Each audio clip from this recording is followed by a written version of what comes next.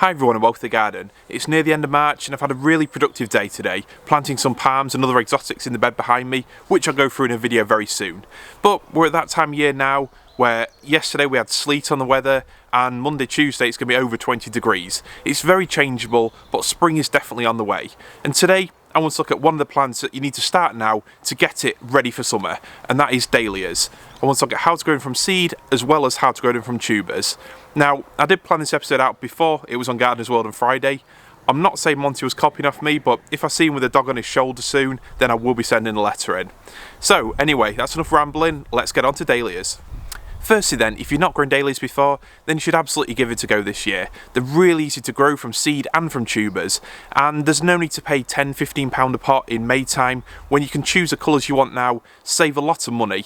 This packet of seeds is maybe £2–3, or tubers, probably about the same price, but you can get them even cheaper if you look around in supermarkets at this time of year.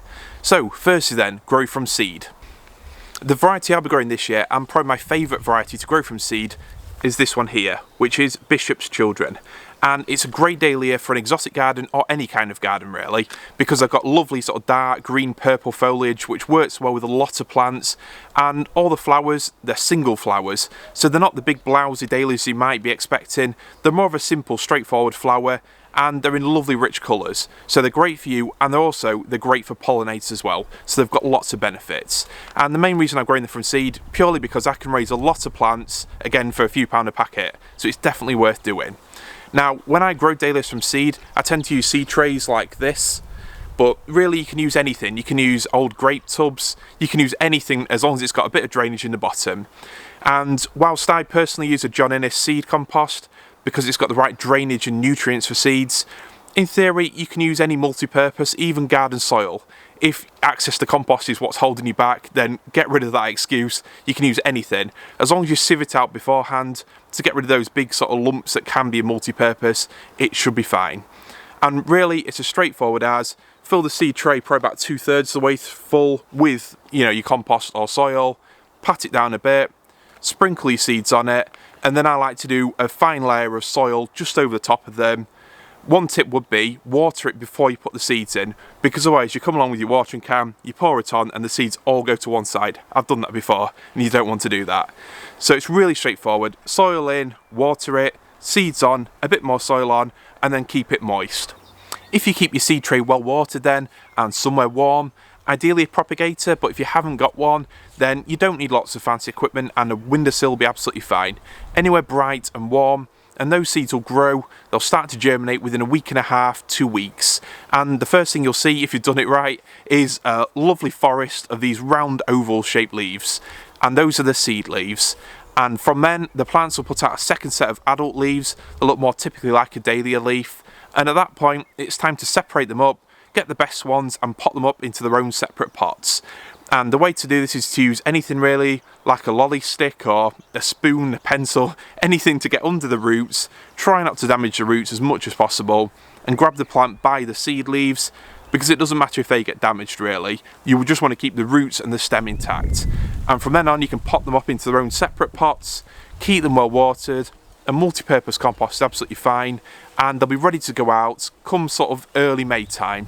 Now here in North Lincolnshire, May is the turning point when you can start to put a lot of these tender plants and exotics outside. You don't want to put them out much before then, which is one reason why I say don't grow your dahlias too early. If you sow them February, early March time, they grow very quickly and you can soon run out of space. They get very tall very quickly. So personally, around Easter time works for me. They get to a nice sized plant in a 9cm pot by that point, and it's time to harden them off come early May, which basically means introduce them to outdoors and that exposure, put them somewhere sheltered and shady, bring them in at night if it looks like it's going to get cold, but by mid-May you'll have strong plants that are ready to cope with anything that the weather can throw at them, and it'll be time to plant them out as the soil will be warm. Next up then, we've got growing from tubers, and if you've not seen a Dahlia tuber before, they basically look kind of like this. Now the one that Monty showed everyone was a lot bigger plant, And what you find is they tend to be around this size when you first buy them, maybe a bit bigger, but once you've had that plant in the ground and dig it up at the end of the year, then it'll be a lot bigger. They multiply. And the first thing I would say is don't worry if any of these sausage bits have snapped off. It's not the end of the world. As long as there's a good few there, then it's enough to grow a decent plant. Now, one thing you might wonder is why grow them from tubers when seeds are so easy? And the reason is, if you want a specific Dahlia variety, then tubers are the way to go, because you know what plant you're going to get and you know exactly what the flowers will look like. Whereas if you're growing from seed, it can be quite variable, the flowers can vary, which for me when it comes to the Bishop's Children is great because I love all the colours. They're really deep reds, oranges, purples, and they all work with the exotic theme. But sometimes you want flowers that are just a little bit more special, a bit more ornamental, maybe bigger, and growing them from tubers allows you to choose a colour scheme that you're wanting. You know exactly how tall and exactly what those dahlias will look like. So for me this year, firstly, I've gone for these here, which are Bohemian Spartacus. No particular reason other than that the colour's a nice rich purple colour with little bits of yellow in it, and I like the name. I wouldn't be afraid of asking for that in a shop where some of them have got slightly weird names. And I've also gone for Happy Halloween, which is a lovely bright orange colour. One tip I would say, if you're growing dahlias for an exotic garden, there isn't a right or wrong way, but personally I think if you just focus on those really rich colours, it makes a whole garden feel more tropical and exotic. Whereas if you go for too many pastels, obviously if you like those you go for it, but in my experience they can sort of take away from that exotic look and it looks more like a country or cottage garden. If you haven't got your tubers yet, then don't worry, there's still time to get them. And personally I got these from Sarah Raven, but Farmer Grace is another one as well that sells a huge range of dahlias. You can also get them from supermarkets, garden centres, there's loads of places you can get them from, so don't worry. And when you get those tubers, it's time to pot them up. And personally, I go for a pot that's just a bit bigger than the actual tuber itself. So really somewhere between 2 and 4 litres. Purely because they're going to be planted out in the ground by mid-May, at which point they'll absolutely take off. So all this pot is actually doing is just giving them a head start in life, getting them going, and really just keeping some warm, moist compost around that tuber. So I don't want to go too big, purely because it means buy more compost, and I'd soon run out of space anyway. So get a pot around that size, put some compost in the bottom. Now, to be honest with you, you can go with any multi-purpose. I would strongly recommend going peat-free. I use lots of coir. But if you have to go for a peat-based compost, then I've had good results in the past with Jack's Magic. But going forwards, when I do grow things in pots, I tend to stick peat-free where I can.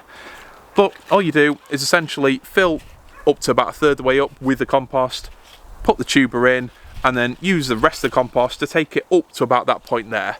So if you imagine the stalk would have been growing off from the ground, they'll have just chopped it off about an inch above the ground, so you want to pot it up to about that same level. So once you've got that potted up, it's just a case again, keeping it moist, keep it somewhere bright and warm, and it'll soon start to shoot up, within a few weeks at least. And when it does, if it grows a lot of shoots, then you might want to cut them down to say maybe 4 or 5. And although it seems a bit unfair, if you restrict it down to 4 or 5 shoots, then you'll get stronger plants that way, rather than having 7 or 8 weedy ones all competing with each other. And when they get to about a foot tall, 30 centimetres, it's time to pinch out the top, and again that creates a bushier plant that might flower a little bit later, but it'll be a stronger plant with more blooms, and it'll just be a bigger, more impressive plant in general. So that's pretty much it for dahlias, and as you can see, they're really easy to grow from seed and from tubers. As long as you keep the compost moist and keep the pots or trays somewhere warm, somewhere bright, they'll grow really well, and remember to put them outside after the last frost. That's all you need to know. Personally, I've been growing a lot of dahlias this year from seed and from tubers, so I'll have a lot of colour in the garden. And that's the main reason why I love dahlias personally. They give those bright splash of colour. When you grow a lot of tropical or exotic jungle style plants, it's really easy to get carried away with all that foliage. So dahlias just give those bright splash of colour. They work really well with cannas, with Verbena bonariensis, lots of really rich deep colours that absolutely fit in with that exotic theme. The other great thing about dahlias, and this does seem to be a common theme in my videos, is that you get a lot of plant for your money. And if you compare them to something like a canna, firstly, cannas take a while to flower, and you maybe only get 1 or 2 flower heads per stalk. They can take a while to get there as well. Whereas dahlias, once they get into the stride by midsummer, they flower non-stop all the way through to the frost hit, and the more flowers you pick, the more you get, so they're really great for that. And it's not just the flowers, it's the stature of the plant and the amount of leaves and just sheer size of plant you get for your money as well. When you grow a tropical garden, especially if you're new to tropical gardening, it can be really tempting to just have a garden consisting of specimen plants, and whilst each plant is maybe impressive or beautiful in its own right, it doesn't gel and it doesn't create that tropical impact that you're really going for. So it's plants like dahlias that you can use to fill around these, especially if you're growing them from seed. You can end up with 20, 30 plants, maybe more. So with all these leaves, all this volume of flowers, you won't maybe look at one particular plant and think, wow, but the overall effect in conjunction with some of these big specimen bananas and palm trees is just amazing. And it's a great way to really have that tropical vibe and massive impact for your garden this year. Thanks for watching.